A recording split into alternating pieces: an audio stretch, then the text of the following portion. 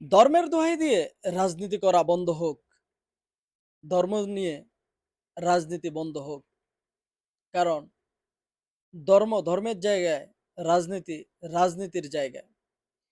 কেউ বা এই দলকে ভোট দিলে জান্নাতে যাবে, ওই দলকে ভোট দিলে জান্নাতে যাবে।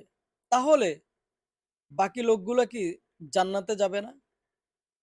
এই রাজনৈতিক দলগুলোই কি জান্নাতের ঠিকাদার? যারা কিনা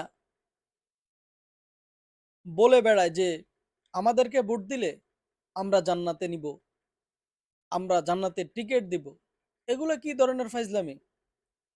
কারণ জান্নাতের মালিক আল্লাহ। আল্লাহ কাকে কখন মাফ করে দিবেন, কাকে কখন জান্নাত দিবেন সেটা একমাত্র আল্লাহই ভালো জানে। কারণ নবীজি সবসময় বলতো, আয়েশা সিদ্দিকা রাদিয়াল্লাহু তাআলা আনহা থেকে হাদিস, আয়েশা রে, আমি নিজেও জান্নাতে যেতে পারবো না যদি না আল্লাহ রহম করুন।